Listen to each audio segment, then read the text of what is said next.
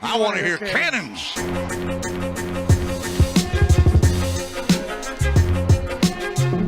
Three-step drop, goes on the end zone. Caught ball, touchdown Tampa Bay. Mike Evans reaches up with one hand and grabs it in.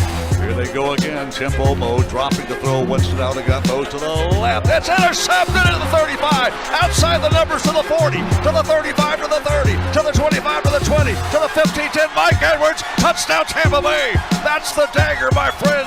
This is the Big Nasty. Yeah, Big Nasty, Hall of Fame Tampa Bay Buccaneer fan, baby.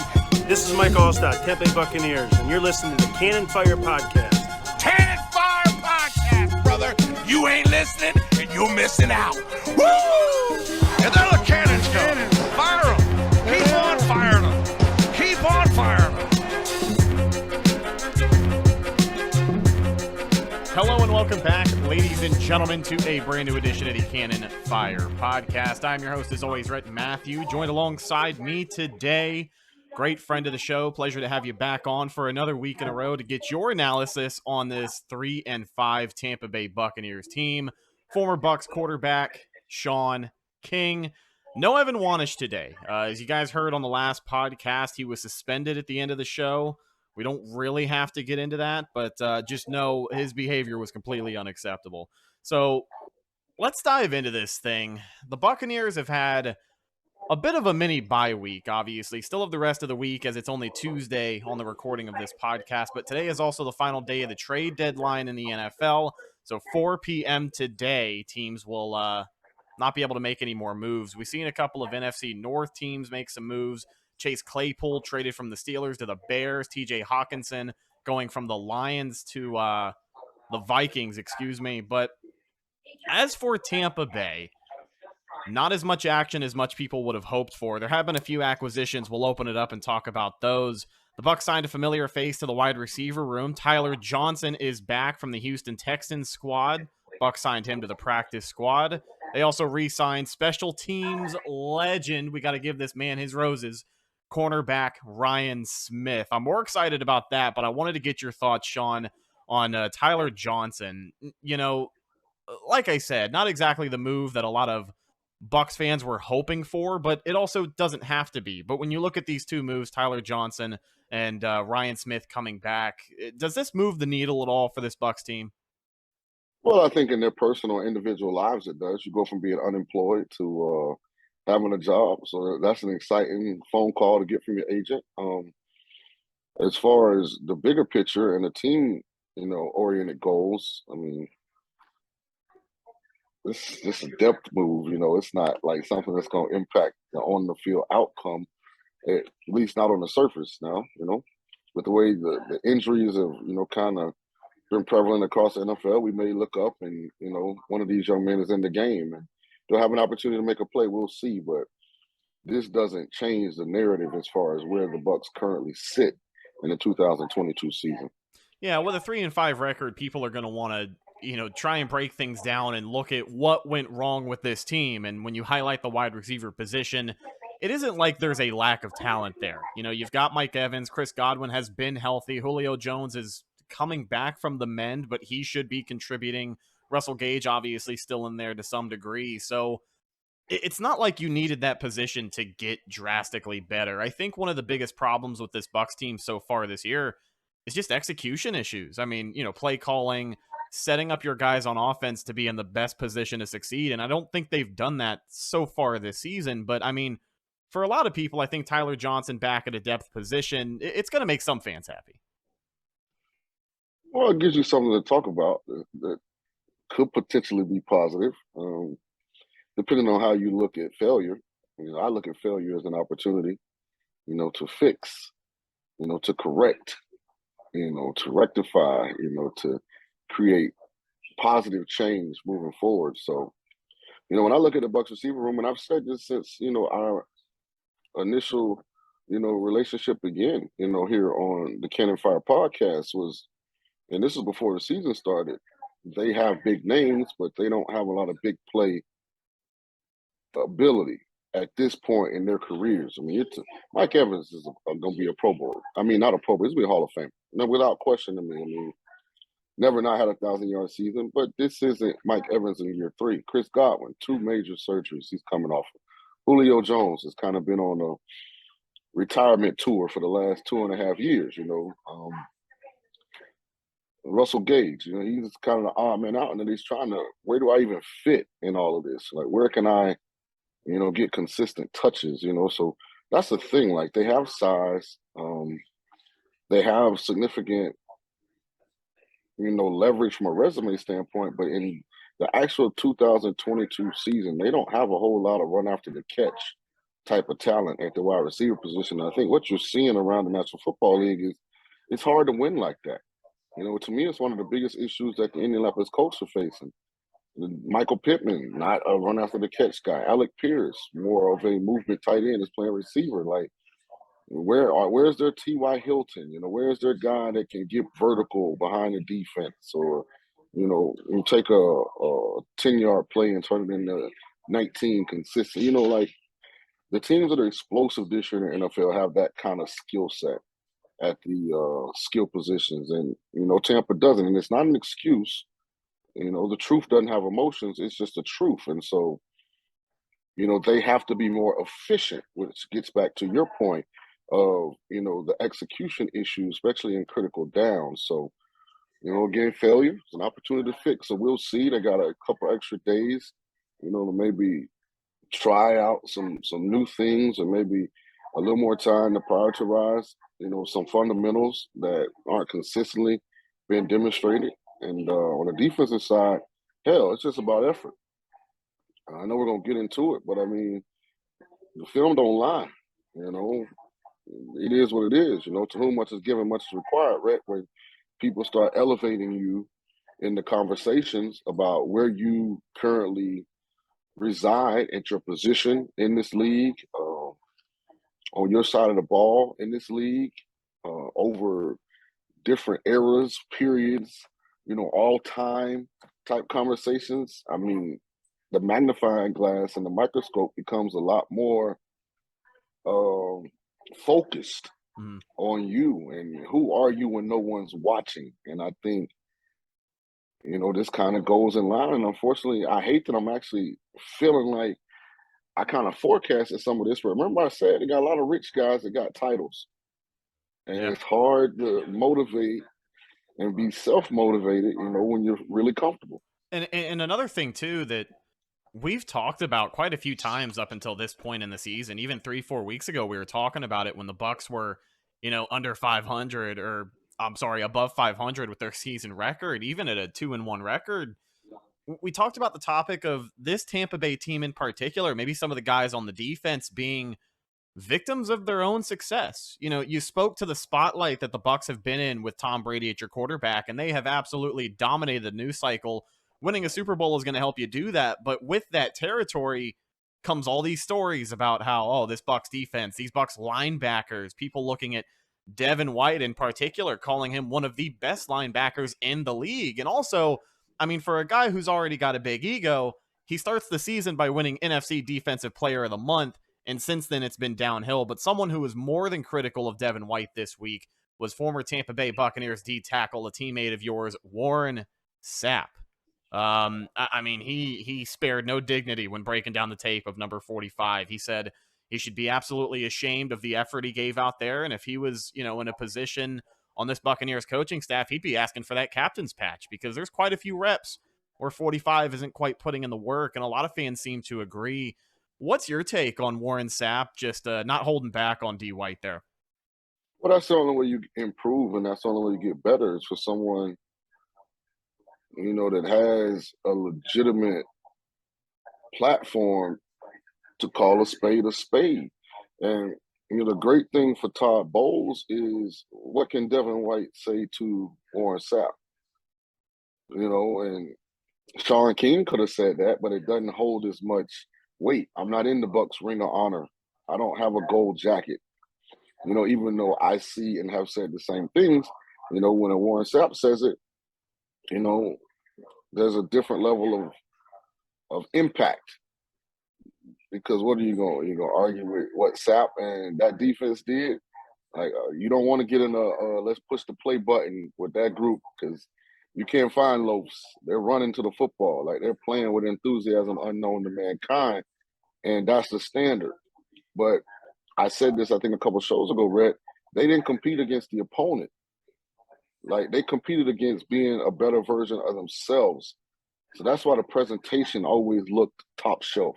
It always looked elite. And when I look at this Bucs team, I don't know, where the real leadership is coming from.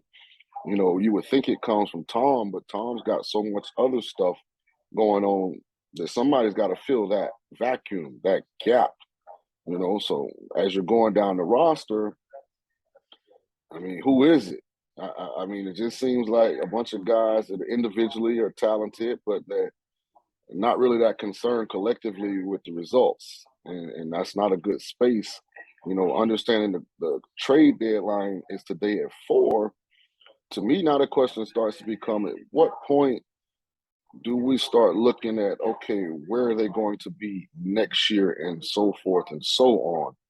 Because if you really are honest, the roster is built to be making a final Super Bowl run this year. So, a lot of money tied up in some guys that I don't know if they're over, the hill, but they're definitely not right at the top of it or about to ascend to the top of it. So, Bucs got to ask themselves some hard questions. I do have trust in the Glazer family. I have trust in Jason Light. They've made the right decisions so far, but I think the next 6 months, short term and long term, are going to be pretty significant because even if you don't win a championship this year, the last thing you want to do is be back in the position you were in before Brady, post Brady. Right. You don't want it just to be this snapshot of 2 years of success and legitimacy, and then all of a sudden, we're back in the Houston Texan, Detroit Lion, lifestyle. The den of despair, if you will. Yeah, we don't want to go back down there. Oh, yeah, not at all. And I will say that accountability has been more than a hot topic of this Bucs team. And a couple of players that people point at that the Bucs don't have available this year, they moved on from JPP, who was a vocal part of that defensive line. I know 2021, we talked about him not really being a contributor in the grand scheme of things as far as, what his stat card is going to show at the end of every game, but he was vocal. He was a fired up presence, and he held people accountable. And Ndamukong Suh held people accountable. Ryan Jensen on the offensive line, even though he's on the bench every Sunday, he's not out there in the huddle. He's not keeping guys in check on the field like he usually is. So it's going to be up to a lot of other guys on this roster to step up and start to hold people accountable, because I think a lot of people can see that there hasn't quite been enough of that. And when you've got Warren Sapp, crying for a guy's captain's patch to be brought off, like, he's holding him accountable, and not a lot of people have seemed to do that this year. But it's also up to those players to kind of keep themselves in check moving forward. Like Devin White, I mean, it's easy to block out that noise, but he knows exactly what he has to do. Like, he's not oblivious to what people are saying. The problem is accountability has to come from within the locker room at that level. I mean, look around the league. I mean, everybody's dealing with issues.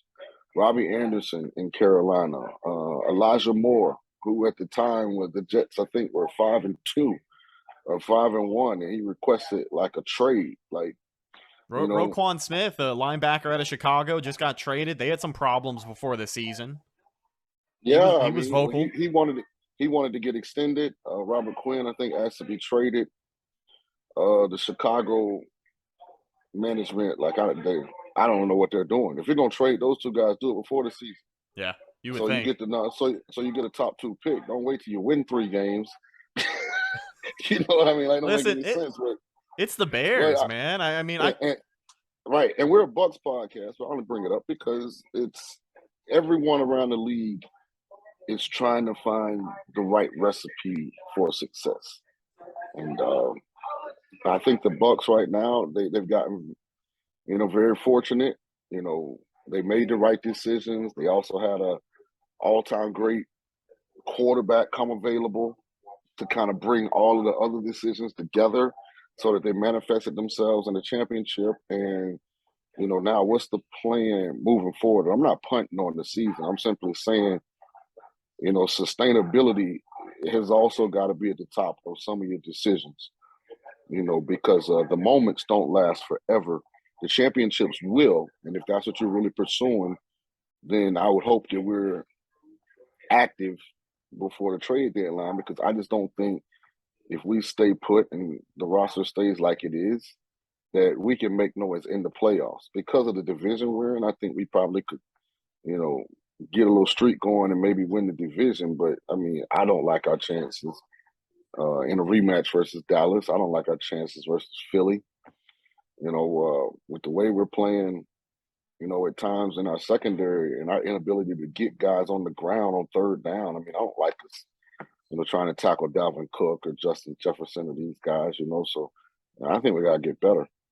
Yeah, I think there's a lot of areas where people could look at the Bucs and say they have to get better. And let's talk about the trade deadline really quickly, as we are just a couple hours away.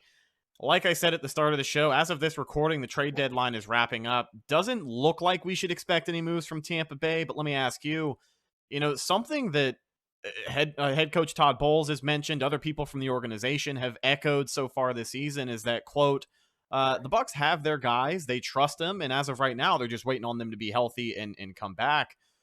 There's a couple of areas, especially on the roster now, with like Shaq Barrett missing the rest of the season with the Achilles injury. Maybe the Bucs could have made a move to secure an extra pass rusher, but realistically, should the Bucs have made any moves? Or are they, this roster is still good. Like I think people seem to get that twisted when you look at a 3-5 record on the surface. This is still a good Bucs roster, and when they're healthy, I still think they're one of the better rosters in the NFC. But should they have addressed any of the positions of need, edge rusher being one of them, before the trade deadline today?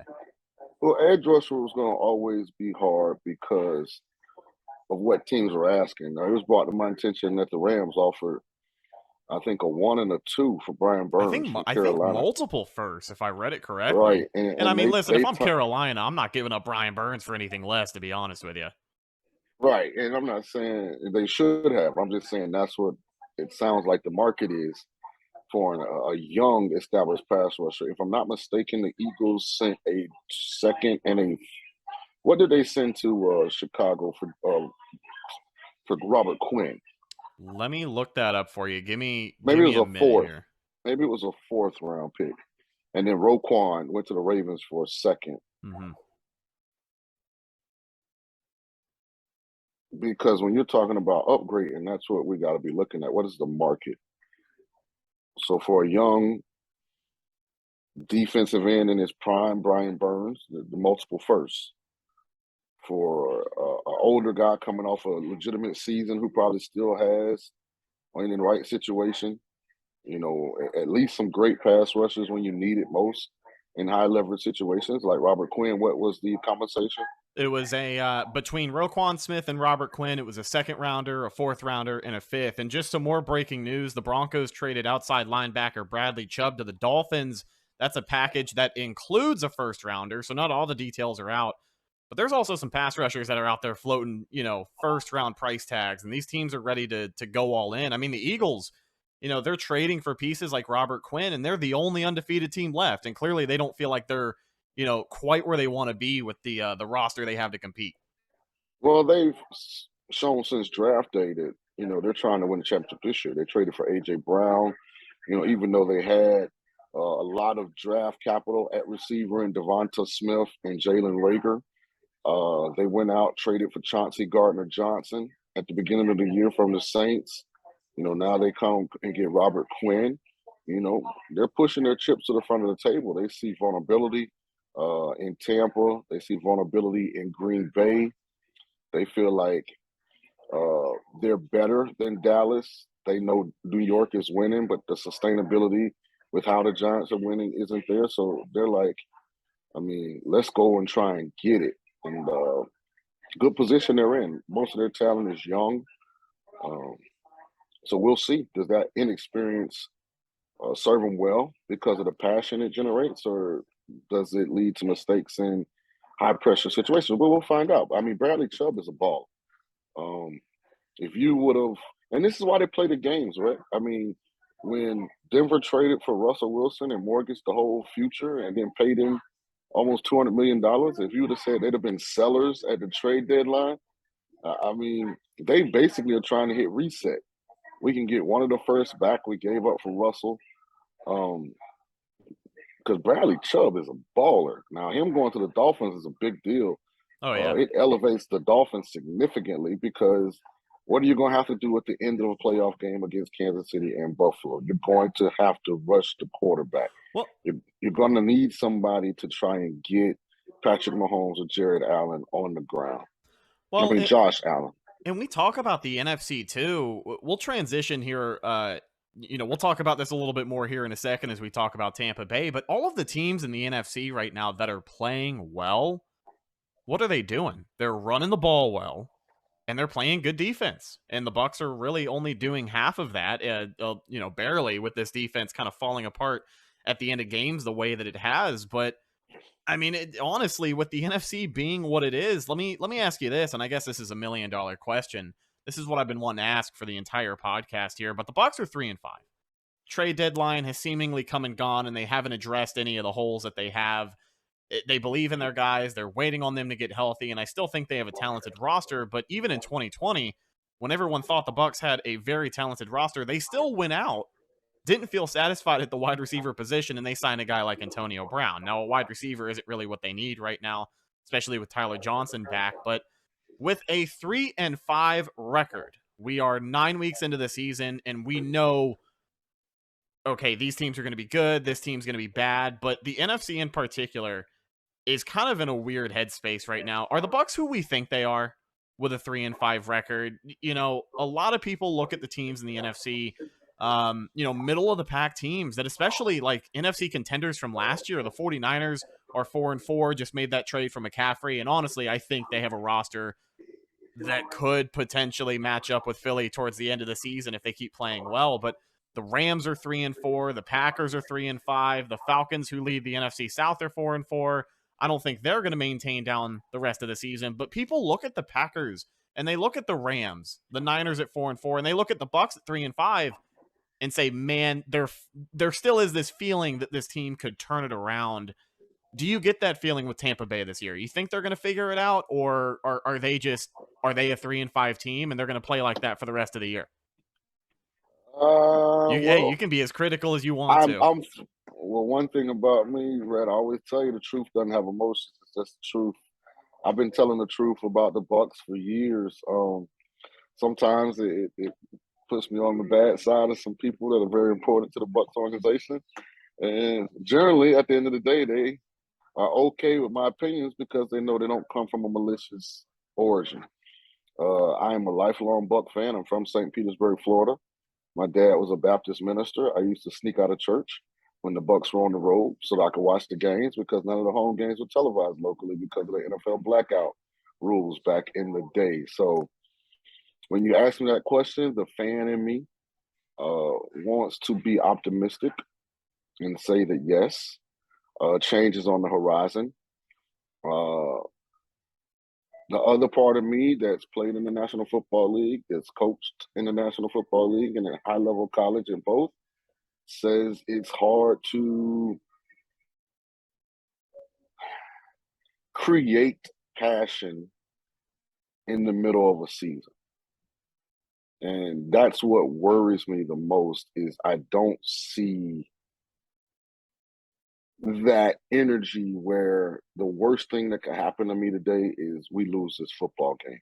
I don't see that energy from their best players. Right. And I just don't know if there's a switch that you can hit mid-season and all of a sudden that manifests itself.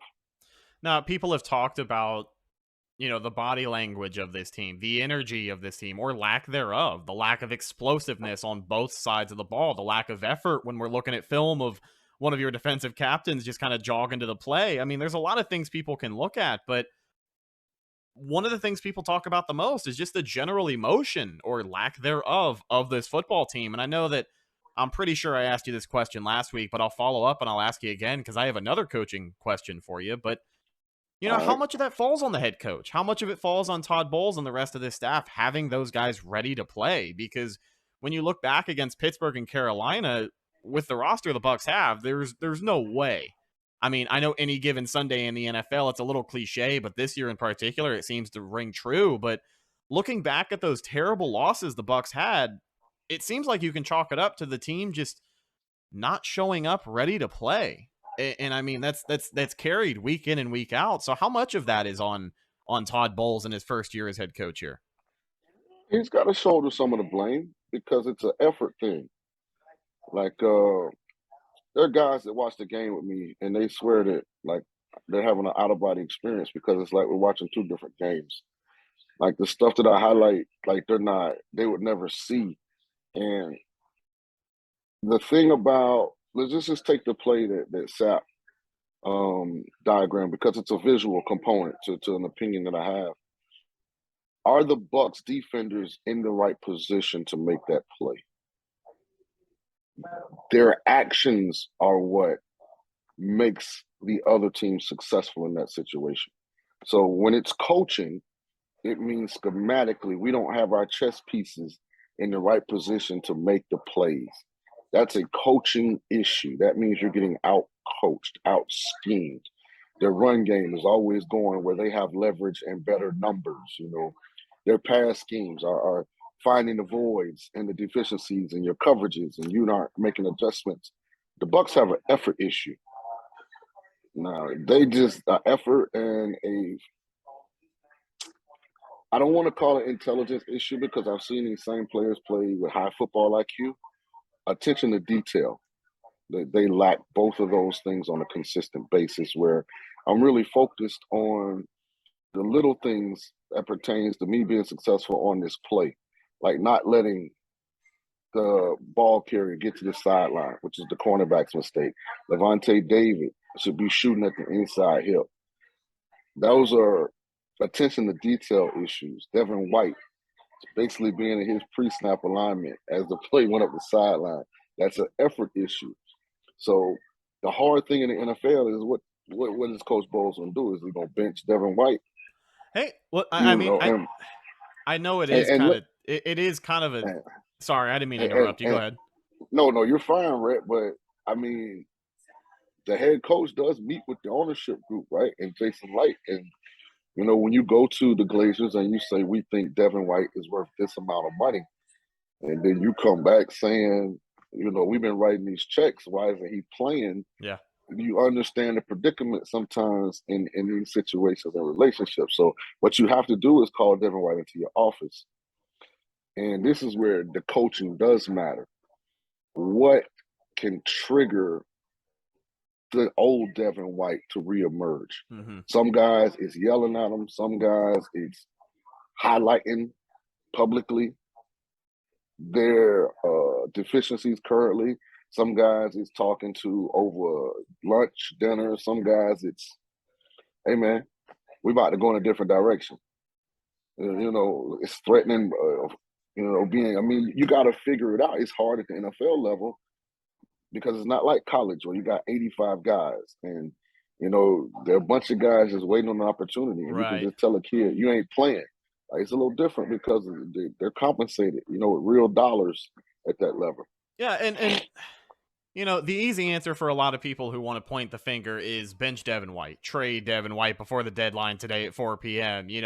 Teach him a lesson somehow. And when you look at what you're left with, yeah, from a football perspective, I don't know if Olakunte Fadakazi is going to be the best decision to be your starting middle linebacker for the rest of the season. I don't know if that's going to work out, but to tie this all back into the accountability conversation, and I think you answered this question mostly here, but a lot of people are going to look at, how do you light a fire up under this defense and how do you hold guys accountable? Well, let's look back at 2019. And listen, this isn't Bruce Arians' team anymore, but you want to talk about getting guys' attention. 2019, after a win against Arizona, the next day on film comes out that Vernon Hargraves III looks particularly low effort on one long play. I think it was Andy Isabella, one of the wide receivers who got away at the time, and VH3 was was loafing out there. There's no argument against that. So BA cut his ass. Like, he's one of your starting corners. He's one of your three starting corners in 2019, and he was gone. He was out of here. Like I said, doing that with Devin White isn't quite as viable of an option because VH3 was not good. All right. He was already on his way out. Yeah. He had already had multiple incidents before that. That was his last right. straw. We had that whole debacle, I think, back in Yeah. training camp about whether or not he was going to be there. There was some issue there with communication.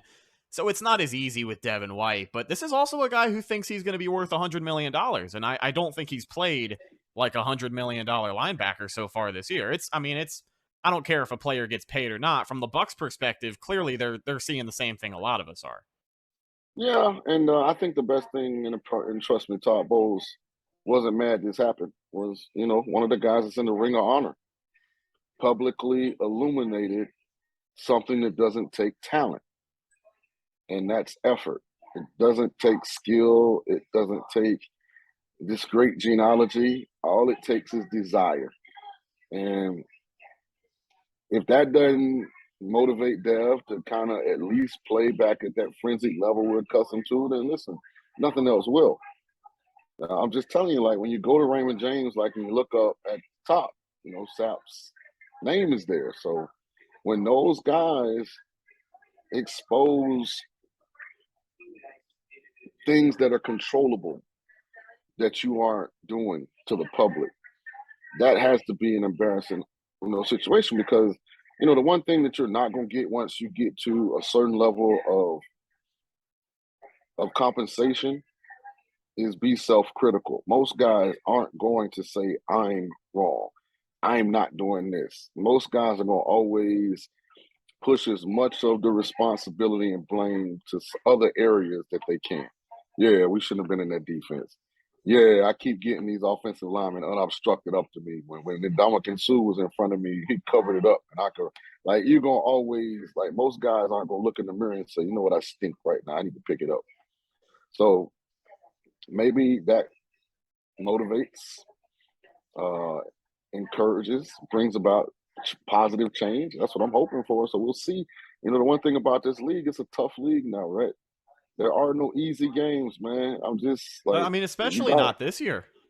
Yeah, you gotta especially not this you gotta year. show it with your A game. You gotta show it with your A game every week, or you get beat.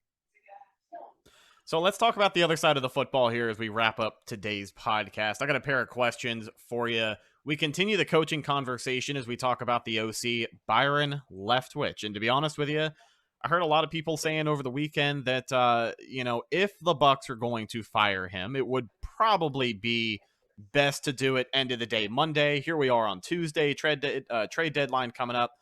Doesn't seem like Byron's going to go anywhere at this point in the season, but there have been multiple sources. I don't know how true they are. Maybe you have a say-so in this as well, but there's been pretty, what's the word I'm looking for? Pretty respectable sources so far this year saying that Byron Leftwich has been coaching for his job these last 2 weeks, especially against Baltimore on Thursday night. But let me ask you this. He's still here, probably still going to be the OC for the next few weeks as the Buccaneers have games against LA and Seattle, which will be in Germany. Does Byron Leftwich make it through the rest of the season? Because after the Germany game, the Bucs are going to have the bye week, and it seems like that is more of an area to do it than, the long break that they just recently had. So if we go out here the next 2 weeks and the offense can only put up a measly 24 or 28 points in 2 games, is Byron Leftwich still going to be here coaching? Can we cuss on these podcasts? Oh, yeah. I mean, I try not to cuss, but that's complete bullspit. And I want everybody that is passionate about the Tampa Bay Buccaneers to hear me clearly.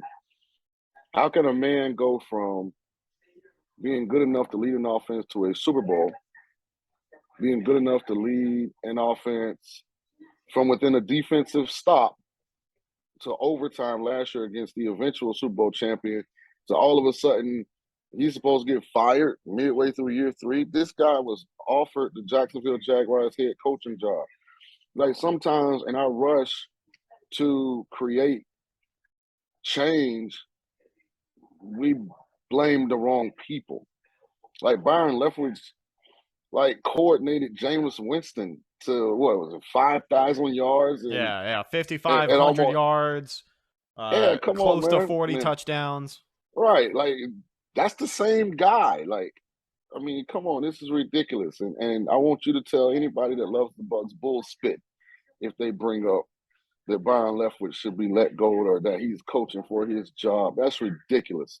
There are not many coordinators who could endure the offseason that the Bucs had and come back and you think they're going to operate at the same level of production.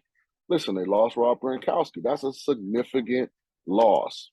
They have Chris Godwin coming off a major surgery.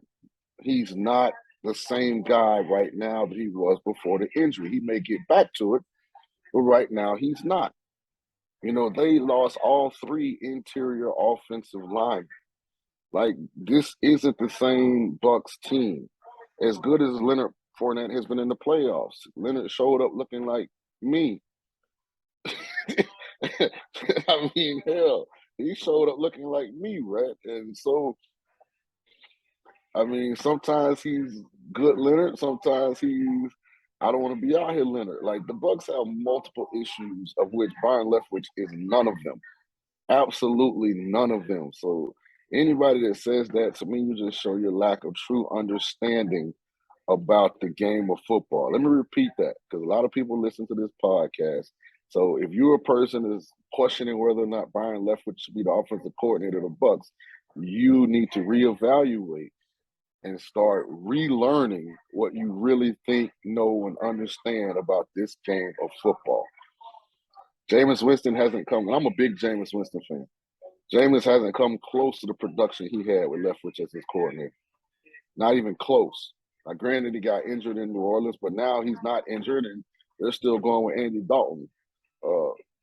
Tom Brady under Leftwich in year 1 when everybody was 2 years younger. Mike Evans, 2 years younger. Chris Godwin, 2 years younger. Rob Gronkowski, who's not even playing now, 2 years younger. That interior offensive line, all there, they won a Super Bowl.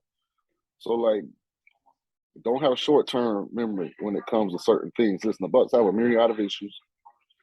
Luckily for them, they've only played, 3-4? Yeah, 3 and 5. They've only played 8 games. They have 9 games left. So as crazy as it may seem, you know, if they go 6-3, 7-2 down the stretch, finish 9-8, 10-7, that's probably going to be good enough to win the division. And when you get in the playoffs, hey, we'll find out. You know, do they have one more run? But Byron Leftwich is not getting fired. Byron Leftwich shouldn't get fired. And I really wish people would just move on with their conversations to something else. Hey, at the end of the day, on the offensive side of the ball, I know we're going to have some listeners in the comments. I'm excited to read the reaction to that take. We like takes like that on this show, man. But I'll tell you, on the offensive side of the ball, one thing that I think everyone can agree with so far this year regarding Tampa Bay and Byron Leftwich's offense is that they're not very good at running the ball. The Bucs have tried to be a team that runs the ball a little bit more. You just paid Leonard Fournette $7 million a year. You want him to be a little bit more of a bell cow back, not quite a Derrick Henry type, because that's just not the offense they run. But it's been clear this year they're putting much more of an effort to try and stabilize this run game, except for when they get behind in certain games. But the question has now become, you know, sample size matters, but Leonard Fournette had a hot start to the season. The offensive line played well against Dallas week 1. They were able to run all over them, do whatever they want. Even week 2 against New Orleans, seemed like the running back position, as far as the run offense goes, was a little bit better than it has been. Since then, it has dropped off dramatically. The Buccaneers are ranked 32 out of 32 with rushing offense in the league, and it's like historically bad. Like, worst running offense in the history of the NFL. They're averaging a little under 3.5 yards per attempt, which is not good. But the emergence of rookie running back Rachaad White has also been talked about a whole lot these last few weeks, and we've seen him start to get more reps. Do you think, listen, people are starting to say he should be running back 1. I don't quite agree with that take, but with Leonard not being as productive as they would like him to be, I know he's known for his production in the playoffs, and that's when you want him playing his best ball, but going forward, do you think we do see Rachaad White work himself into this game plan a little bit more on offense? And do you think eventually he should be the running back 1 for this team? Because a lot of people think that's the case already. Well, if I have a show called VSiN Primetime. You guys can download the VSiN app, VSIN, or you can watch it on YouTube television. VSiN has its own channel there from 3 to 6, Monday through Friday, Pacific time. And I just said that to say I had Rachaad White as my number 2 running back in this past year's draft. I had Breece Hall 1, Rachaad White 2, Kenneth Walker 3. in my notes, I also said Bryce. I also said that Brees Hall would have the biggest impact, the quickest. Kenneth Walker would turn into a phenomenal third down back. But 3-4 years from now, people are going to look back and Rachaad White's going to be the guy. Still raw at the position. Actually was a converted wide receiver. Only was at ASU for 2 years. One of those was the COVID year. So he has not played a lot of football. So what I don't want is for him to be out there with the pressure and expectation of this is the savior of the Bucs run game, because people think it's the pass protection that suffers when you lose the center and both guards, but it's really the run game. I mean, because the physicality it takes to move another man from a position that he's trying to get into, that, you know, that's the level of professional football that kind of goes unnoticed, that kind of separates, you know, the great run games from the ones they aren't. If you look at the Kansas City game, go and look at their center and two guards and how they dominated our defensive front. And we're not playing with that level of physicality. And I don't think it's a lack of effort. I just think it's a lack of talent thing with what we're trying to piece together right now. Let me ask you this, and sorry for interrupting you here, but I want to get your okay. thoughts. The Bucs just recently made a change at the left guard position. I know it's due to injury with Luke Gedeke not being available, but we saw Nick Leverett start and play the entire game against Baltimore on Thursday night. He was the second highest graded player on the offense that evening for Tampa Bay. So with that being said, he certainly passed the eye test, because I thought the run game had looked the best it had in weeks. Those first 2 drives for Tampa Bay on offense. After that, second quarter, things kind of fell apart, but Tom Brady throwing the ball 50 times may do that to you. But what do you think about this change at left guard, and do you think that could be the juice that they need? Because Leverett, I know it's only been 1 game, and a common theme we've talked about so far this season is longevity, especially with those younger guys. But do you think that could be the juice that this interior line needs? Because Leverett has been better than Gedeke by a good amount. Well, I learned a lot from you, Rhett, a lot from Evan when he's available and not out suspended. I don't know what he did the other day, but one thing I hope that you guys learn from me is, you know, my opinion when it comes to backup players. And this isn't 100% true, but it's 97.999% true. In short evaluation spurts, a lot of times they look as an adequate replacement. It's very difficult to judge whether the replacement person is capable of playing at a high level until we have a larger body of work. So I hope Neverett, you know, is like Ali Marpet. We didn't have a lot of expectations for Ali Marpet, and he kind of got a shot. He ran with it. Ended up being, I think, Ali made a Pro Bowl, didn't he? Yeah, oh yeah, he was an All-Pro too. Yeah. So he ended up far exceeding our expectations. Maybe we get that Neverett, maybe we don't. But I mean, when you're in the midst of 3 and 5, I mean, every bright spot, I mean, looks like the sun is shining again. So I'm willing to roll with you, Red, on this one. Let's go. Hopefully it ends up working out for Tampa Bay, who is 3 and 5, desperately searching for a win this week. They are back at home, taking on the LA Rams, the Super Bowl 56 champions, who ended their season last year. It's going to be a 4:00 game on Sunday. It should be a good one. Next time we talk to you guys, it'll be on Friday. It's our game preview show. We'll break down everything you need to know before Bucs Rams, that Week 9 matchup, Sunday at 4 p.m. in Raymond James Stadium. With that being said, that's just about going to do it for this week's episode of the Cannon Fire Podcast with former Bucs quarterback Shaun King. Where can the people find you and your awesome content? Find me on Twitter at Real Shaun King. The Twitter page has, like everything else, all of the different platforms that I'm on right now. Hey, go Bucs, man. We got to get this thing going and headed in the right direction here, because when you've been at the pinnacle and the peak, it's tough, man. It's like if you got a restaurant in a city that you vacation once every couple of years and you had a great time, and you go back and it's change management, and you know the ambiance is different and the food wasn't as good. Like, come on, Tampa, let's go, let's go, baby. Hey, I still think there's time. I really do still think there's time. I know that this is the eternal optimist in me, and I'll wrap up with this, but I think a couple of things with this Bucs team that's going to help them in the long run is that right now they're not in the AFC. They're not battling these teams that are clearly just, your good teams are good and your bad teams are bad. There's a lot of middle of the road 3-4 win teams that could turn it around and figure it out towards the end of the season. Tampa Bay always in the conversation. And you're always in that conversation when you've got Tom Brady at quarterback. We talked about finding some motivation, finding some accountability, and hopefully finding a leader in the locker room. And Tom's done it before. He's got a lot on his mind this year, but I think to some degree he's going to have to step up and do it over these next few weeks. And he knows that.